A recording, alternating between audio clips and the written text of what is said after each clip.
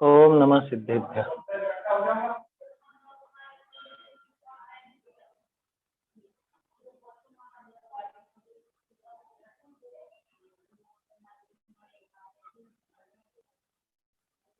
नमेऊण जिणवरिन्दे नरसुरभवनिन्दवन्दिये सिद्धे वोच्छामि भावपाहुड मवशेषे संजदे शिरसा परमात्म वंदे करी शुद्ध भाव करता करूं भाव पाहुड़ तणी देश वचन का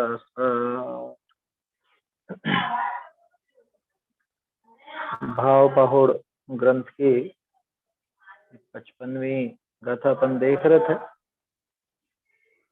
आचार्य देव का स्वर तो शुरू से आखिर तक इस पूरे भाव पहुड़ में यही है कि भैया बाहरी द्रव्य लिंग से कुछ भी नहीं होता, ये द्रव्य लिंग अकार्यकारी है। पहले भी कहा था कि किम द्रव्य लिंगेण किम कीरई, द्रव्य लिंग से क्या करेगा या क्या होता है, द्रव्य लिंग कुछ नहीं कर सकता।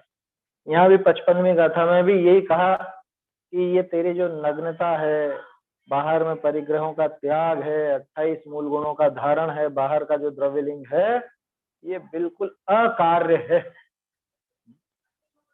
गजब की बात है कि पिछली गाथा से मिलाकर के इसको अगर पढ़ें, पहले एक काम करते हैं, गाथा बोल लेते हैं अपन, ये 55वीं गाथा पढ़ लेते हैं, फिर इसका अर्थ पिछली गाथा से मिला करके देखें। अणगत्तणम अकज्जम भावण रहियम जिणे हि पन्नत्तम ईणाऊणयनिच्चम भाविज्य अपयम धीर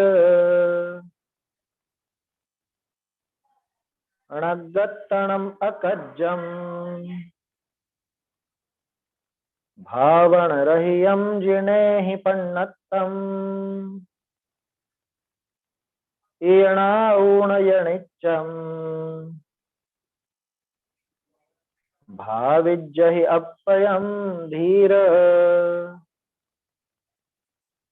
भाव विरहित नग्नता कुछ कार्यकारी है नहीं, यह जान कर भावो निरंतर आत्मा की भावना। ये आत्म की भावना लिखा, आत्मा की कर लीजिएगा नीचे। देखो क्या कहा था गाथा में, नग्नतणम अकज्जम, नग्नपना अकार्य है। मतलब देखो, अकज्जम का अर्थ अपन ने निकाला था अकार्यकारी है, व्यर्थ है, ऐसा। लेकिन अगर शब्द को अपन पकड़ के देखें तो अकार्य है माने ये करने लायक नहीं है, इससे कुछ होता जाता नहीं है। पिछली गाथा का जो मैं आपको बता रहा था, पिछली गाथा में था किंचन अज्ञेण, कि नग्नत्व से क्या होगा, मतलब क्या कार्य होगा, है ना। पिछली गाथा का भावार्थ देखो क्या लिखा था, आत्मा के कर्म प्रकृति के नाश से निर्जरा तथा मोक्ष होना कार्य है, इसको कार्य कहा ना। और जिससे ये चीज ना हो वो क्या होगा, कि वो अकार्य है। ये बात ऐसा ही नहीं है कि भावार्थ में जयचंद जी ने ये 55वीं गाथा पढ़ी और उसके हिसाब से 54वीं का भी अर्थ निकाला। क्या लिखा ना, मोक्ष होना कार्य है, कर्मों की निर्जरा होना और मोक्ष होना कार्य है। तो अणगत्तणम के नग्नत्व अकार्य है। कार्य माने क्या, कार्य शब्द का अर्थ क्या होता है, अपन सोचते कुछ भी करना वो कार्य नहीं, ऐसा अर्थ नहीं है। शब्द से अर्थ निकालोगे तो क्री धातु में वो ल्यप प्रत्यय लगा करके कार्य शब्द बनता है, आया समझ। तो कार्य जैसे पाठ्य, पाठ्य किसको बोलते हैं, पढ़ने योग्य को पाठ्य, लेख्य लिखने योग्य को लेख, भोज्य खाने योग्य को भोज्य, ऐसे कार्य करने योग्य, आया समझ, करने योग्य को कार्य कहा जाता है। तो ये क्या कह रहे हैं कि नग्नत्तणम अकज्जम, नग्नत्व अकार्य है, माने नग्नत्व धारण करने लायक नहीं। ये क्या बड़ी बात कह दी आचार्य, ये पूरा सुनो उसको ढंग से। नग्न पना धारण करने लायक नहीं है, कैसा, भावण रहियम, मतलब भावना से रहित, भावलिंग से रहित नग्नत्व धारण करने लायक। समझ में आ रही है बात? सीधा सीधा कह दिया आचार्य ने कि भावलिंग रहित हो तो तू नग्न मत होना। क्यों? क्योंकि तेरे हृदय से तो नग्नता है ही नहीं। देखो गजब की बात है, अपन तो नग्नता शब्द का एकदम सहज रूप से प्रयोग कर लेते हैं। अन्य लोग तो ऐसा सोचेंगे, अरे नग्न पने की बात कर रहे हैं, नग्न होने की बात कर रहे हैं, क्या बात कर रहे हैं? उनकी निगाह में तो कुछ ऐसा कि अरे ये तो बहुत गंदी बात कर रहे हैं। वो अपरिग्रह पने को नहीं समझते उससे। नग्नत्व का अर्थ क्या? पूरे शरीर से नंगे होने से थोड़े ना। परिग्रह का पूरी तरह से त्याग हो, वो भावना वैसी हो, भावलिंग साथ में हो, आत्म स्वरूप को समझे तो ये शरीर पर कुछ ध्यान नहीं रहता, इसलिए नग्नपना रहता है। कुछ आवश्यकता नहीं है बाहर की, इसलिए नग्नपना है। हम लोग छोटे थे तो हमारे दोस्त कभी पूछते कि तुम्हारे गुरु होते हैं, महाराज होते हैं, नग्न क्यों रहते, नंगे क्यों रहते हैं? तो बहुत से जीनियों के पास इसका जवाब नहीं। बहुत से बच्चे, और बच्चे छोड़ो, बड़ों बड़ों को उनसे पूछना, यार तुम्हारे इनको महाराज और को शर्म नहीं आती, ऐसे ही घूमते हैं और ऐसा करते हैं, इनको कपड़े पहनने चाहिए, तुमको जंगल में रहना हो तब रह लो नंगे, यहाँ पे शहर में आ रहे हो तब तो दूसरे लोगों को तो देख करके ऐसा होता है ना, शर्म सी लगती है, तो इनको नग्न नहीं रहना चाहिए, कपड़े वपड़े पहन लेना चाहिए क्या? ऐसा कहते हैं बहुत से। और जेनी के पास कोई जवाब नहीं, कोई जवाब नहीं। पढ़ेगा तो जवाब आएगा, जब पढ़ा ही नहीं, उनका स्वरूप ही नहीं समझा तो क्या जवाब देगा बताओ? तो बाद में धीरे धीरे जब अपना अभ्यास हुआ तब इसका जवाब मिला। क्या जवाब है? कि भाई उनको संसार में किसी वस्तु की आवश्यकता नहीं, इसलिए वो अपने पास कुछ भी नहीं रखते, उन्हें जरूरत नहीं, उन्हें जो चाहिए वो उनके पास है, उन्हें सुख चाहिए वो सुख है उनके पास, आत्म स्वरूप का ज्ञान है, समझ है, उसमें लीनता है, तो सुखी है, उनको आवश्यकता नहीं है। आया समझ? हमें तो आवश्यकता है, इस वजह से ये सब करते हैं, ये दुनिया भर की वस्तु इकट्ठी कर लेते हैं, परिग्रह जोड़ लेते हैं। तो मुनिराज जो है हमारे, उनको जगत की किसी वस्तु की आवश्यकता नहीं, आवश्यकता नहीं इसलिए परिग्रह नहीं। आया समझ? इसलिए वो अपरिग्रही होता है। ये तो कपड़े तो पहन लो, अरे कपड़ों की उनको आवश्यकता नहीं है ना। कपड़ों की आवश्यकता क्यों पड़ती है बताओ? कपड़ों की आवश्यकता पड़ती है हमें हमारी लज्जा के निवारण के लिए। दो कारण है कपड़ों के, है ना? दो मुख्य कारण है, एक तो मौसम से बचाव के लिए, दूसरा अपने लज्जा के निवारण के लिए। यही कारण है, दो प्रमुख कारण यही है। बाकी और कारण तो फैशन वेशन का वो तो जाने दो, वो तो मूर्खों के कारण है। असली कारण तो वस्त्र का सिर्फ यही है। अब मुनिराज को शरीर के प्रति आसक्ति रही नहीं, शरीर के प्रति इतना ममत्व तो रहा नहीं कि गर्मी पड़े, गर्मी में शरीर झुलसे तो झुलसो, मुझे फर्क नहीं पड़ता, सर्दी में चमड़ी फटे तो फटो, मुझे फर्क नहीं पड़ता, मुझे सर्दी गर्मी बरसात से बचने के लिए वस्त्रों की कोई आवश्यकता नहीं। तो मौसम से बचाव वाली बात भी उनके नहीं है। दूसरा, शर्म, शर्म तो एक कषाय है, वो खुद अपने आप में परिग्रह है। लज्जा का जो भाव है वो खुद भी तो अपने आप में एक हीन भावना से है ना, हीन भाव नहीं तो है वो, कि अरे अच्छा नहीं लग रहा, ऐसे ऐसे अच्छा नहीं लग रहा। उनको दुनिया को कुछ दिखाना ही नहीं है कि भाई मैं आपके सामने ऐसा जुचा करके आऊं, या मैं आपके सामने ऐसा जेंटलमैन जैसा या कुछ ऐसा, उनको दुनिया भर से कुछ लेना देना ही नहीं है। तो वो किसको क्या, मतलब दूसरे के लिए तो वो जीते ही नहीं, हो तो स्वयं के लिए जीते हैं। क्यों कहते तो है वो सब पर उपकार करते हैं मुनिराज और ऐसा, अरे वो व्यवहार से कहा जाता है, वास्तव में वो जो मुनि बने हैं उनका नाम है साधु। साधु कहते हैं साधक को, आत्मा की साधना करने वाले को। और आत्म साधना में ये कपड़े अगर सहायक होते तो वो जरूर रखते, लेकिन उल्टे बाधा के। चाहे लंगोटी की दुख भाले, एक जरा सी लंगोट कितनी सी होती, लंगोटी की चाह भी दुख ही देती है, उसमें भी ये जीव दुखी ही होता है, उससे कोई सुख की प्राप्ति नहीं होती, इसलिए पूरी गृहस्थी बस जाती है। तो इसलिए हमारे मुनिराज वस्त्र नहीं रखते। आया समझ? अब ये चीजों का जवाब नहीं है लोगों के पास, जैनों के पास जवाब नहीं है कि तुम्हारे गुरु नंगे क्यों नग्न हो।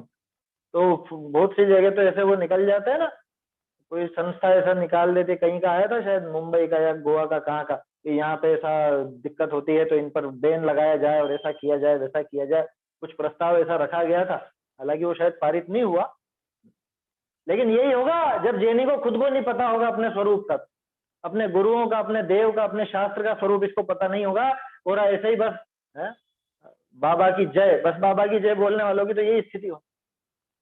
समझ में ही बात, ये छोटे हों कि बड़े हों, बस बाबा की जय। हमारे छोटे बाबा और बड़े बाबा पता नहीं क्या क्या कर देते, उनसे पूछ लिया जाए कि क्यों नग्न रहते हैं, कुछ पता ही नहीं। समझ में आ रही बात। तो क्या कहा यहाँ 55वीं गाथा में, ये नग्नता अकार्य है। अकार्य शब्द का क्या अर्थ है, करने लायक नहीं है। माने नग्नता धारण मत करो, बिल्कुल मत करो। कब, अगर भावण रहियम, भावना से रहित, भाव सहित है तो जरूर धारण करना। ये कार्य शब्द पिछली गाथा से लेना। यहाँ पिछली गाथा में कार्य किसको कहा, कार्य का अर्थ क्या होता है, कार्य का अर्थ होता है करने लायक। क्री धातु में वो प्रत्यय लगा है तब जाके वो कार्य शब्द बना। हम तो सोचते हैं कार्य मतलब काम होता होगा, कुछ भी काम के, नहीं, करने लायक काम को कार्य कहा जाता है। आया समझ। अकज्जम अकार्य है, माने करने लायक नहीं। तो पिछली गाथा में जो कहा किंचन अज्ञान, कि नग्नता से क्या कार्य सिद्ध होगा, तो वहां भी कार्य का अर्थ निर्जरा और मोक्ष का था। यहाँ है नग्गत्तणम अकज्जम भावण रहियम, भावण रहियम नग्गत्तणम अकज्जम, कि भैया तू अगर अभी उस भावना पर नहीं पहुंचा है, तेरे वो भावलिंग नहीं है, तो तुझे नग्नता अकार्यकारी है। अकार्यकारी है इसका अर्थ तो हुआ कि विफल है, कोई फल नहीं होगा। जबकि यहाँ अकार्यकारी नहीं कह रहे हैं, वो कह रहे हैं अकार्य है।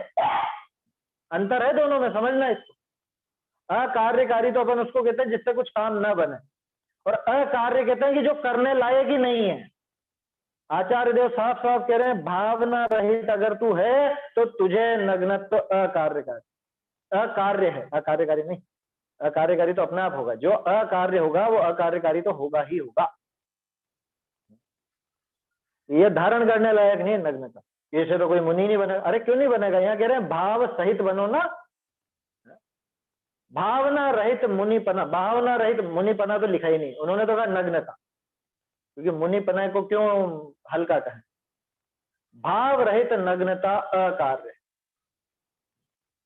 अंदर में तो घर गृहस्थी के प्रति, रिश्तेदारों के प्रति, परिवारजनों के प्रति, अपनी धन संपदा आदि के प्रति ममत्व तो छूटा नहीं हो, जगत को दिखाने की चाह छूटी नहीं हो, और बाहर में नग्न वेश धारण कर ले, ऐसे ऐसे मुनि। यहाँ तो तलवार बंदूकें घुमा रहे हैं, मुंह से पता नहीं क्या क्या बोले जा रहे हैं, इधर तोड़ा रहे हैं, उधर फोड़ा रहे हैं। क्या कह रहे हैं, ऐसे जीव का नग्गत्तणम अकज्जम, ऐसे जीव को नग्नता धारण करने की नीति, उपद्रव का कारण होगा ये। देखा ना अपन ने, वशिष्ठ के उपद्रव हुआ ना, द्विपायन के उपद्रव हुआ ना, वो क्या नाम था, बाहु, बाहु के उपद्रव हुआ। बाहुबली नहीं, बाहु, जिन्होंने वो दंडक नगर को जला दिया। उपद्रव का कारण बनेगा ये नग्नत्व। क्यों, क्योंकि मूर्ख लोग तो आकर के इसको पूज लेंगे और ये उसी में संतुष्ट हो जाएगा, चने के झाड़ पर चढ़ जाएगा और सारा बंटाधार करेगा। इसलिए नग्नत्व अकार्य है उस जीव के लिए कि जो भावना से रहे, भावना से सहित हो, भावलिंग सहित हो, उस जीव के लिए तो कार्यकारी है, उस जीव का तो कार्य है। जिसके 3 कषाय चौकड़ी का अभाव हुआ हो वो मुनि वेश धारण करे, उचित है। और 3 चौकड़ी कषाय का छोड़ो, अभी तो सम्यक तो का ही पता नहीं है और मुनि वेश धारण करने चला, तो वो जीव क्या करेगा, जहर ही उगलेगा वो। आया समझ। मुनिराज के तो मुख चंद्र ते अमृत झरे, क्यों, मुख चंद्र ते अमृत कैसे झर जाता है, अंदर में वो अमृत भरा है, उसका इन्होंने पान किया है तो वो झरता है। आया समझ। और जिसके अंदर में वो अमृत आया ही नहीं है अभी, है, जिसके अंदर कषायों, कषाय, विद्वेष और ये सभी भरा हुआ है, उसके मुंह से क्या झरेगा, समझ में आ रही बात। अरे जो खाओगे वैसी तो डकार आएगी, वैसा ही तो वमन होगा, तो जो अंदर भरा है वही निकलेगा बाहर। अब मुनिराज के 3 कषाय चौकड़ी के अभाव रूप समता भाव है, तो बाहर में उनके मुंह से अमृत झरता है। और जिस जीव के अभी ये 3 कषाय चौकड़ी का अभाव नहीं हुआ हो और वो ऐसा वेश धारण कर ले, उसके क्या झरेगा, तो जहर ही उगलेगा वो। आया समझ में। इनको तोड़ दो, फोड़ दो, खत्म कर दो, इनके स्टेचू उखाड़ दो, ये ग्रंथ फेंक दो, और क्या निकलेगा बताओ। आया समझ। इसलिए कहा कि भैया तू नग्नता तभी धारण करना जब तेरे भावना हो चुकी, जब तू भाव लिंग से युक्त हो चुका तो ही नग्नता धारण कर। हालांकि वो एक साथ ही होता है काम। ऐसा नहीं होता कि तीन कषाय चोकड़ी का अभाव तो हो गया मेरा, बस कल परसों कर लूंगा नग्नता, ऐसा नहीं होगा। वो तीन कषाय चोकड़ी का अभाव और वो नग्नता वो साथ साथ ही आते, गेप नहीं होता बहुत ज्यादा समय का, ऐसा समझ कि नहीं नग्नता तो पहले होती है, उसका पहले कितनी, बस इधर वस्त्र छूटेंगे और पहला ही काम आत्मलीनता का होता है। पहला ही काम मुनिराज के मुनि बनते सबसे पहला कार्य क्या होता है? सबसे पहला कार्य आत्मलीनता। बोलो सातवां पहले आता है कि छठा पहले आता है? कि कपड़े तो पहले उतर गए तो छठा पहले आना चाहिए कि नहीं? ऐसा नहीं हो, कपड़े भले उतर गए हों लेकिन कपड़े उतरते ही सबसे पहला कार्य उनका आत्मलीनता का होता है, और वो आत्मलीनता होती है तीन कषाय चोकड़ी के अभाव। देखो गुण स्थानों को बारीकी से देखोगे ना तो चौथा, पांचवा, सातवां ये गुण स्थान पहली दफे प्रकट तभी होते हैं, प्रकट होने की बात कर रहा हूं, बने रहने की नहीं कह रहा हूं, ये प्रकट तभी होते हैं जब आत्मलीनता हो। चौथा गुण स्थान भी आत्मलीनता होने पर ही होगा, पांचवा भी आत्मलीनता होने पर ही होगा, और सातवां भी आत्मलीनता होने पर ही होगा। और ये काम कैसा होता है कि इधर जैसे चौथे की बात करें तो आत्मलीनता होते ही वो एक कषाय चौकड़ी तो जाती जाती, उसके साथ ही पांचवे लायक जैसी लीनता हो तो खटाखट दो कषाय चौकड़ी जाती, और इधर नग्नता हो चुकी, सारा परिग्रह छोड़ दिया और हाथों हाथ बैठ गए आत्मलीनता के लिए। तो जब वो परिग्रह छोड़े थे, नग्न हो चुके थे, उस टाइम क्या मुनि बन गए कि नहीं? मुनि कहलाएंगे आत्मलीनता के साथ, क्योंकि पहला काम आत्मलीनता का होता है, वहां तीन कषाय चौकड़ी का अभाव होता है, उसी समय सातवां गुण स्थान होता है। और फिर जब वो अंतर मुहूर्त में ध्यान टूटता, अगर टूटे तो वो छठा गुण स्थान है। समझ आता ही है, खैर छठा आता है, अनिवार्य रूप से आता है छठा, एक बार तो आता ही आता, ऐसा है गुण स्थानों की परिपाटी। तो छठा गुण स्थान वहां पर आ जाता है, ऐसा समझ। तो ये भावलिंग ही पहले होगा समझ में आ रही है बात कि नहीं? नग्नता पहले हो गई तो द्रव्यलिंग कह दो ना, अरे वो द्रव्यलिंग नाम तो भावलिंग से पता है, वो तो हम समझने समझाने के लिए अकेला द्रव्यलिंग भी कह देते हैं, मिथ्या दृष्टि का जो है कायदे से तो द्रव्यलिंग वही जो भावलिंग के साथ, तो कार्य भी वही है, बाकी ये नग्नता आदि सब अकार्य है। तो परिग्रह का त्याग नहीं करे और ये नहीं करे वो नहीं करे, अरे वो सब होगा बाहर में, उसकी चिंता मत कर। यहाँ कह रहे हैं कि भावना से अगर रहित है, अगर तेरे आत्मलीनता की वैसी भावना नहीं है, आत्म स्वरूप की समझ नहीं है, अरे सीधे शब्दों में कहो कि तीन कषाय चौकड़ी का अभाव तो चलो आत्मलीनता होगी तब होगी, मुनि पने का निर्णय तो पहले होगा ना। तो यहाँ कह रहे हैं कि कम से कम आत्मा की समझ तो हो, सम्यक दर्शन तो हो, बिना सम्यक दर्शन के तो मुनिपना आने ही नहीं वाला है। तो यहाँ भावना का अर्थ है सम्यक दर्शन, सम्यक ज्ञान से सम्यक तो सहित हो, वो है भावना सहित। सम्यक तो सहित जीव हो, उसके लिए नग्नत्व कार्यकारी है, और जो जीव सम्यक तो रहित है, सम्यक की भावना रहित है, उस जीव के लिए तो ये अकार्य है, करने लायक काम नहीं है। वो नग्न हो जाएगा तो गड़बड़ करेगा। नग्न वही हो जो सम्यक तो सहित, नग्न का अर्थ परिग्रह रहित है ना, नग्न का अर्थ कोई शरीर से बस वो वस्त्र आदि छोड़ने का ही नाम नहीं है नग्न, ऐसा समझ। नग्गतणम अकज्जम भावना रहियम, भावना रहित नग्नत्व तो अकार्य है, करने लायक नहीं है। ये तो फिर क्या करें? मुनि बने बिना मोक्ष भी तो नहीं होता। अरे तो ऐसा मुनि बनने से मोक्ष हो जाएगा क्या? है? हर कैसा मुनि बनने से मोक्ष हो जाएगा क्या? पूरा वस्त्र छोड़ देने से, घर से निकल जाने से मोक्ष हो जाएगा क्या? मोक्ष तो उस भावना से होता है, वो पिछली गाथा में आया ही था।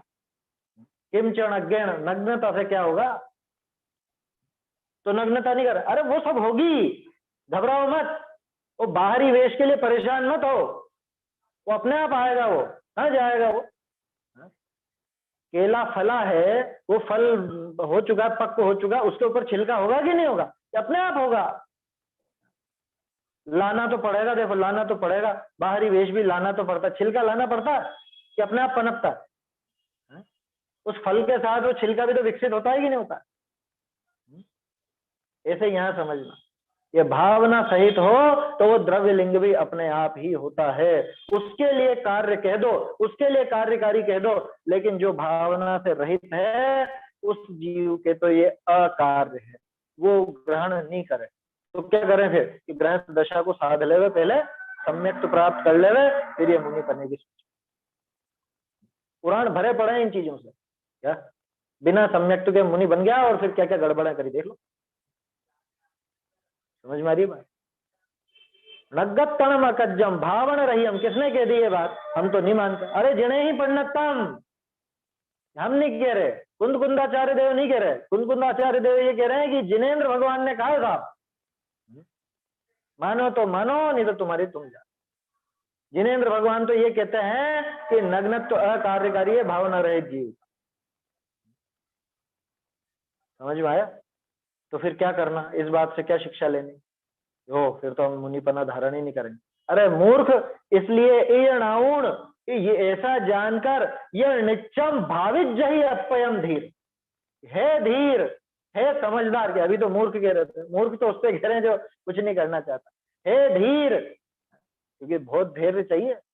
लोग बाग जोश जोश में बड़े नियम, बड़ी प्रतिज्ञा, मुनिपना ले लेते हैं। जोश जोश में तो लेने वाले हैं बहुत सारे, कि वो तो आए और उनको देख के मैं तो ऐसा प्रभावित हुआ कि उनके साथ ही हो लिया।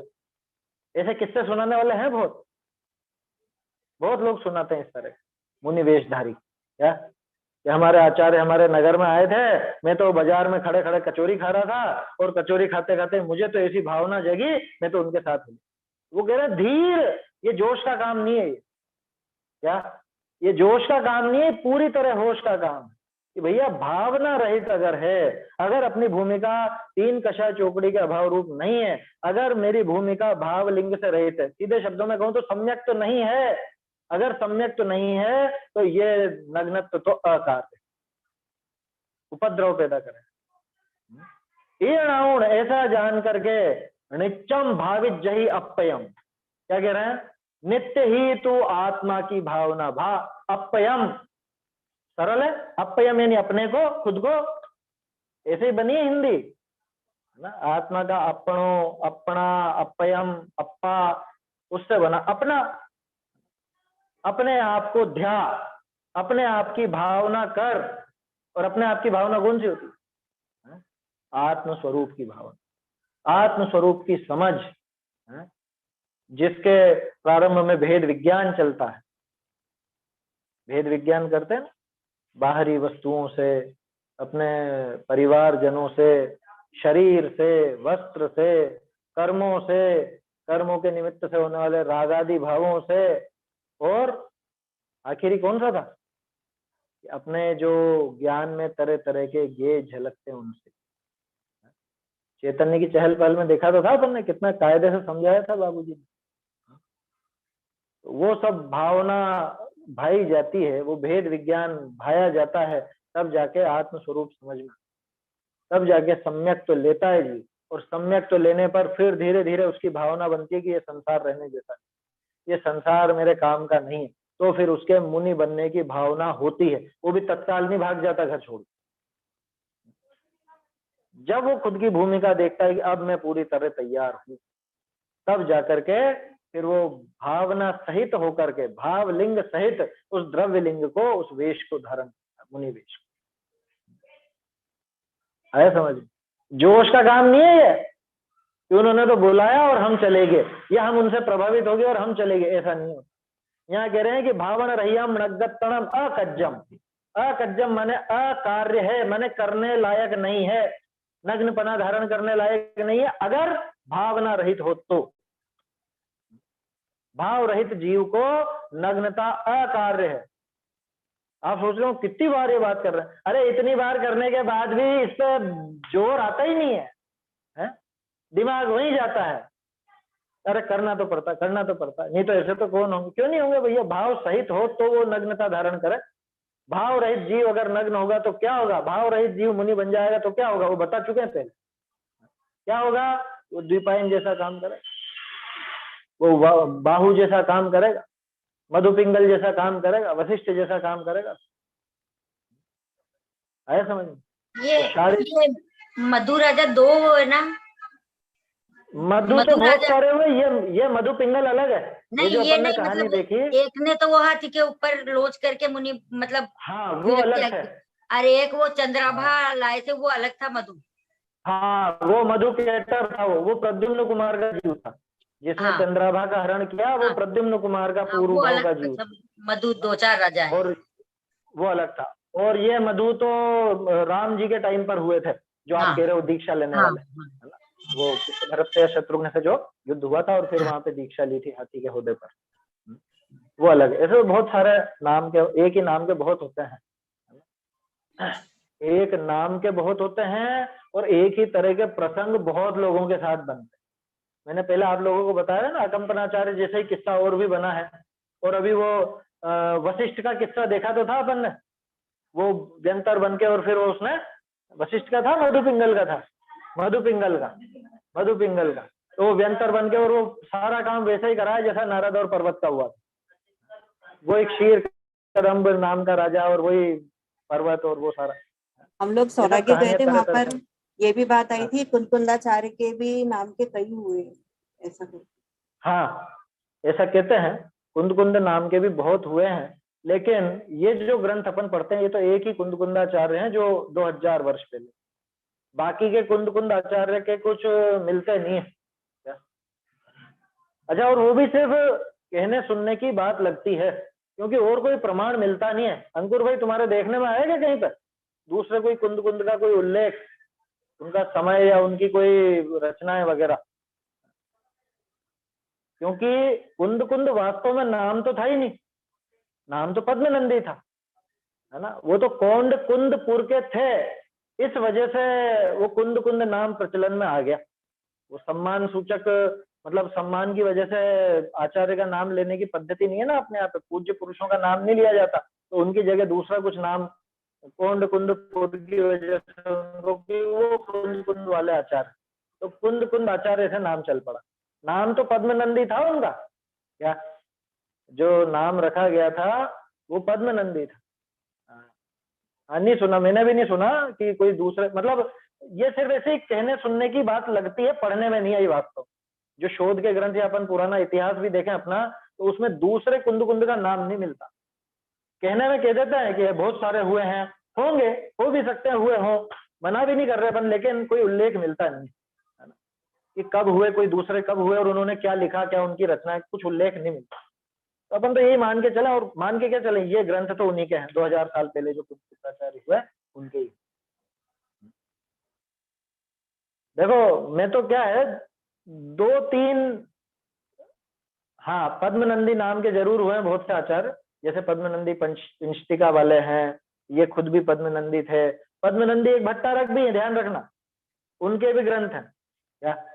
जैसे आपने वो कौन सी, शायद सिद्ध पूजन है ना संस्कृत की, सिद्ध पूजन संस्कृत वाली, प्रसिद्ध विशुद्ध सुसिद्ध समूह, वो संस्कृत वाली जो है वो पद्मनंदी भट्टारक की लिखी हुई है, वो कोई पद्मनंदी आचार्य की नहीं है, वो आया समझ, उनकी है। तो ऐसे पद्मनंदी नाम के तो हुए हैं कई, उनका तो पता है। कुंद कुंद नाम के तो दिखते नहीं, मतलब पढ़ने में नहीं आया, कहने में जरूर बहुत से लोगों ने ऐसा कह दिया कि कुंद कुंद नाम के भी बहुत से हुए हैं। अरे हुए हैं तो भी प्रमाण बता दो, और हुए भी होंगे तो हमको कोई दिक्कत थोड़ी ना मानने में, हुआ हो तो अच्छी बात है, उसमें क्या समस्या। सही बात का कथन करते हो, मूल आमनाय को ही आगे बढ़ाया हो तो सब हमारे पूज्य हैं। जो सही बात का कथन न करें, विपरीतता का पोषण कर दें, वो किसी भी तरह से पूज्य नहीं हो सकते, चाहे उन्होंने एक नग्न मुनिराज का ही वेश बना। क्या समझ में ही बात? क्योंकि पूज्यपना नग्नपने से नहीं है, पूज्यपना पीछे कमंडल से नहीं है, और तो और पूज्यपना हमारे तो बाहर में जैन मुनि कहलाते हो और बहुत उनके भक्त हो, बहुत बड़ा संघ हो, तो भी पूज्यपना नहीं। पूज्यपना तो हमारे यहाँ पे रत्नत्रय से है, और बाहरी रूप देखो तो 28 मूल गुणों के निरतिचार पालन से, है ना? बाहरी रूप देखो तो वास्तव में तो रत्नत्रयधारी ही पूज्य होते। इसलिए क्या कहा कि भैया जो जिन भावना से रहित हो उस जीव के लिए तो नग्नत्व अकार्यकारी है। अकार्यकारी है और अकार्य है, दोनों शब्दों में अंतर है ना? अकार्य मतलब करने लायक नहीं है। भावना रहित जीव अगर वो धारण कर लेगा तो क्या होगा, नग्न हो भी जाएगा। जैसे दूसरों में भी तो होता है, नागा साधु वगैरह भी तो होते हैं ना, अपने में भी दो एक ऐसे ही हो गए हैं, क्या तलवारें घुमानी है उनको, नग्न होकर के भी तलवारें घुमानी है, बंदूकें चलानी है। बोलो क्या है ये पद्धति? तो ये भावना रहित जीव जब ऐसा वेश धारण करता है तो ऐसी विरूपता नजर आती आया समझ में? अपनी रक्षा घबराना के लिए नहीं, मुनि ये सब नहीं कर सकते? बिल्कुल अगर नहीं कर उनके सकते। ऊपर अपनी रक्षा का मतलब क्या? जैसे कोई उनको मारने आ रहा हो हाँ, तो वो अपनी रक्षा अकंपनाचार्य के ने क्या लिए, किया था?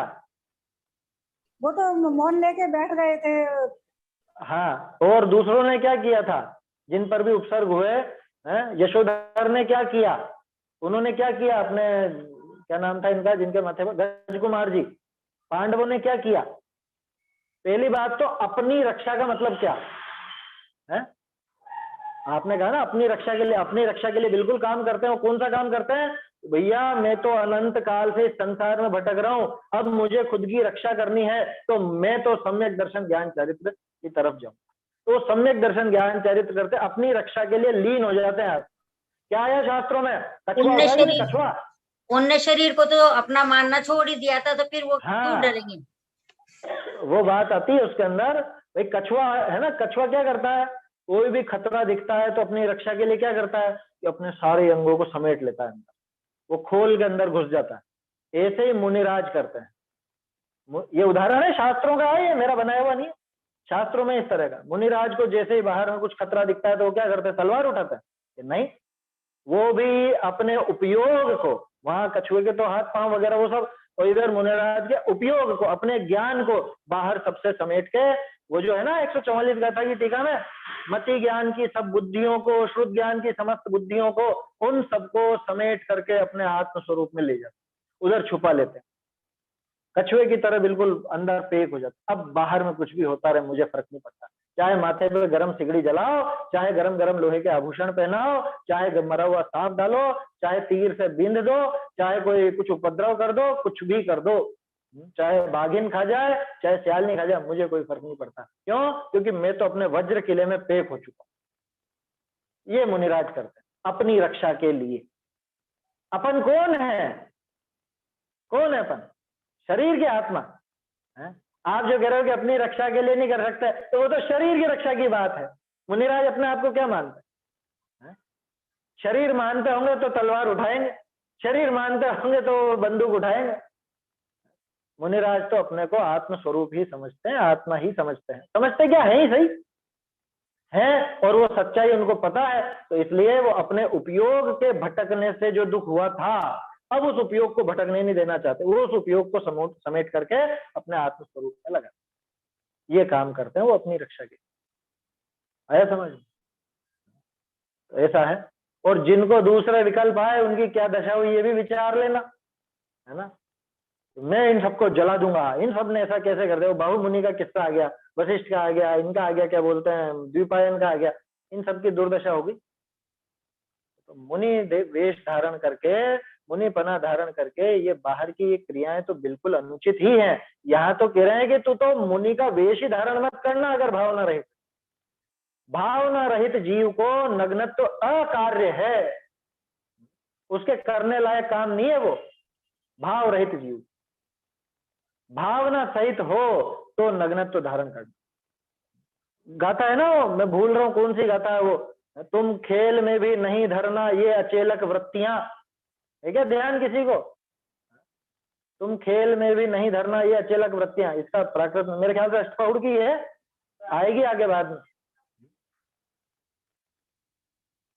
निकल गई शायद, पहले पढ़ चुके हैं अपन, निकल गई पहले, निकल चुकी है ना? भूल गए। देखो ऐसा तो अपना ज्ञान है कमजोर, दर्शन पहाड़ में ही है शायद, है ना?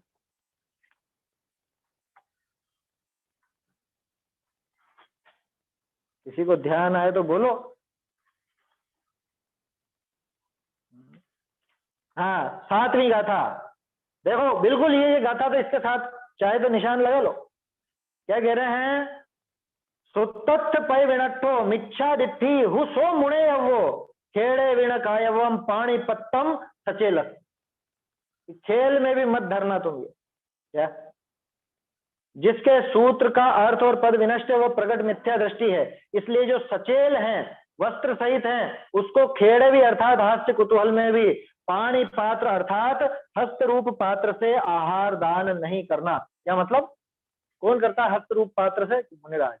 तो माने ये थोड़ा वो व्यंजनात्मक भाषा में लिखा है कि तुम खेल में भी मत करना ऐसा काम, माने तुम मुनि पना धारण मत करना, सूत्र में मुनि का रूप नग्न दिगंबर कहा है, जिसके ऐसा सूत्र का अर्थ तथा अक्षर रूप पद विनष्ट है। सूत्र पहुड़ की गाथा है, सूत्र पहुड़ की 7वीं गाथा विनष्ट है। और आप वस्त्र धारण करके मुनि कहलाता है, वो जिन आज्ञा से भ्रष्ट हुआ प्रकट मिथ्या दृष्टि। इसलिए वस्त्र सहित को हास्य कुतूहल से भी पाणी पात्र अर्थात आहार दान नहीं करना। तथा इस प्रकार भी अर्थ होता है कि ऐसे मिथ्या दृष्टि को पाणी पात्र आहार लेना योग्य नहीं है। इस समय अपन ने चर्चा की थी कि ऐसे जिसके अभी हृदय में सब कषाएं बैठी हुई हैं, जिसके अभी भावना नहीं है, भावलिंग नहीं है, उसको ऐसा वेश जिसमें पाणी पात्र से आहार किया जाता है, ऐसा वेश धारण करना चाहिए। देखो, क्रीड़ा मात्र भी नहीं करना है, खेल में भी मत करना ऐसा काम। हाँ, नहीं सचेली है वो, हाँ वो अर्थ अलग है उसका। देखो तो क्या कहा है ना, ये तो बिठा लेने की बात है, ये बात में कोई वो विशेष तर्क युक्ति नहीं है, लेकिन ये हृदय में बिठा लो, ये गंभीरता से समझ लो। भैया सबसे पहले एक काम करो कि अपने आत्मा की भावना भाव, आत्म स्वरूप की भावना भाव माने सम्यक दर्शन प्राप्त कर, आत्म स्वरूप में लीन हो। मुनि नहीं बना, अरे अब बन जाएगा, अपने आप बन जाएगा। आज तक के इतिहास में कोई ऐसा जीव नहीं हुआ कि जिसने सम्यक तो धारण किया और आगे कभी मुनि बना ही नहीं। आगे कभी माने आगे के भवों में, उस भव में तो कदाचित रह सकता है, उस भव में तो कदाचित नहीं ले पाए सम्यक दर्शन के बाद भी मुनि बना। जैसे श्रेणिक है, श्रेणिक नहीं ले पाए, और भी बहुत से सम्यक दृष्टि हो गए लेकिन मुनिपना नहीं ले पाए। उस भाव में भले नहीं ले पाए लेकिन आगामी कभी भी नहीं लिया हो, ऐसा कोई जीव नहीं, ऐसा कोई जीव मिलेगा ही नहीं। इसलिए बाहर के नग्नता की चिंता मत करना, बाहर में मुनिपना धारण करने की चिंता मत करना। तुम सम्यक दर्शन की भावना भाव, वो मुनिपना तो देर सवेर आ ही जाए, आज नहीं कल नहीं परसों आएगा जरूर। आया समझ? जल्दबाजी नहीं करना, जोश जोश में उठ के नहीं भाग जाना कि मुझे तो मुनि होने का भाव आ रहा है, कि तेरा भाव तो आ रहा है लेकिन तू मुनि बनने लायक तेरी पात्रता हुई है कि नहीं हुई है? कि बस कपड़े खोल के और तू जाना चाहता है, बस इतना मात्र थोड़ी ना मुनि बना। देखो बढ़िया गाथा है, तो अच्छी गाथाएं हैं सारी की सारी। इसका अर्थ और भावार्थ पढ़ता हूं।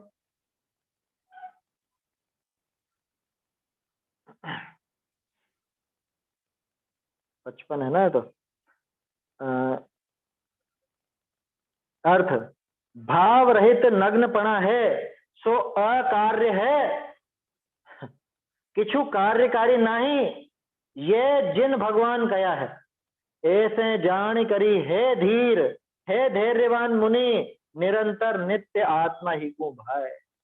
निरंतर और नित्य आत्मा ही को भावार्थ, आत्मा की भावना बिना केवल नग्नपणा किछु कार्य करने वाला नहीं।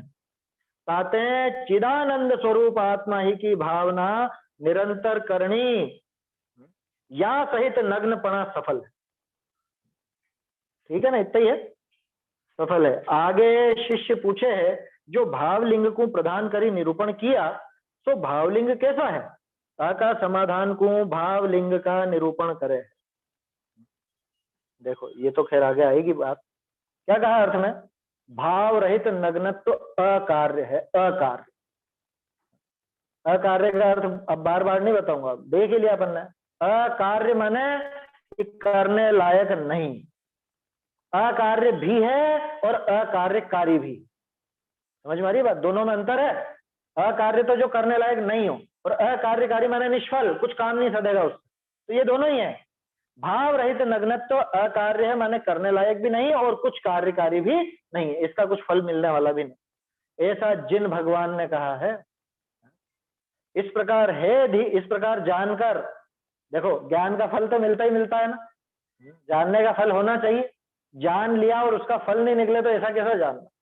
तो इस प्रकार जानकर हे धीर, हे धैर्यवान मुने, निरंतर नित्य आत्मा की ही भाव कर, कि तू निरंतर आत्म स्वरूप को आत्म स्वरूप में लीनता की भावना अपने आत्म स्वरूप को समझने का प्रयास कर। आत्मा की भावना बिना केवल नग्नत्व कुछ कार्य करने वाला नहीं। कितना आया शास्त्रों में, पहले भी आया, पहले भी पढ़ा अपन ने।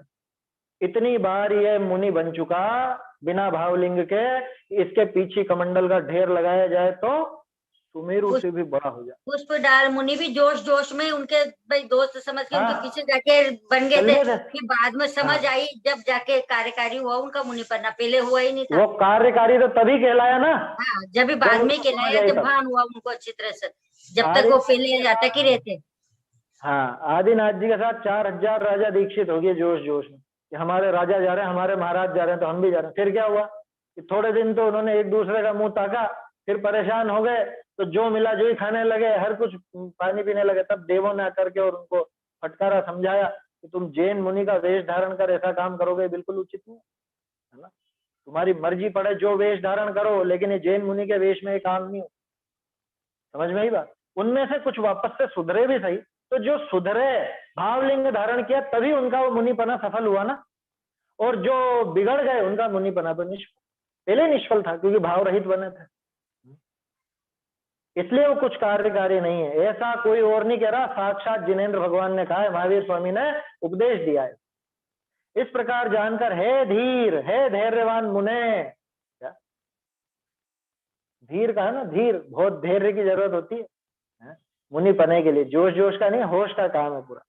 निरंतर नित्य आत्मा की ही भावना भा, आत्मा की भावना बिना केवल नग्नत्व तो कुछ कार्य करने वाला नहीं है। इसलिए चिदानंद स्वरूप आत्मा की ही भावना निरंतर कर। चिदानंद स्वरूप, चिदानंद माने क्या, चैतन्य और आनंद दोनों जोड़ीदार हैं, ज्ञान और आनंद। तोड़रमल जी ने जो आशीर्वाद दिया था वो ऐसा ही तो था, स्याताम ज्ञानानंदो, क्या ज्ञान और आनंद हो तुम्हारे, है ही सही हो तो, कि हैं जो प्रकट हो पर्याय में, आए समझ। ज्ञान और आनंद का तो जोड़ा है, जहां सच्चा ज्ञान हो वहां आनंद आए बिना रहता नहीं, आए समझ। तो चिदानंद स्वरूप आत्मा की ही भावना निरंतर करना, आत्मा की भावना सहित नग्नत्व सफल हो। आत्मा की भावना से रहित हो तो ऐसा नग्नपना सफल नहीं होता, किसी काम का नहीं। ठीक है साहब, ये 55 गाथाएं होगी, आप जब से ही कहे जा रहे हो भावलिंग भावलिंग भावलिंग, भावना सहित हो, तो ये है क्या? ये आगे शिष्य पूछता है कि भावलिंग को प्रदान कर निरूपण किया, वो भावलिंग कैसा है, क्या चीज है, किस चिड़िया का नाम है भावलिंग? इसका समाधान करने के लिए भावलिंग का निरूपण करते हैं। ये 56वीं गाथा में आएगा, इसको अपन फिर आगे कल ही देखें। गाथा बोल लेते हैं एक बार। णगत्तणम अकज्जम भावण रहियम जिणे ही पन्नत्तम इयणाऊणयनिच्चम भाविज्जहि अप्पयम धीर भाव विरहित नग्नता कुछ कार्यकारी है नहीं, यह जान कर भाओ निरंतर आत्मा की भाव, चैतन्य का स्मरण प्रतिक्षण ही करो रे, भव के अनंत दुख को क्षण में हरो रे, अक्षय अनंत निज सौख्य निधान पाओ, गाओ अरे नित्य इसी के गीत गाओ। जिनवाणी स्तुति।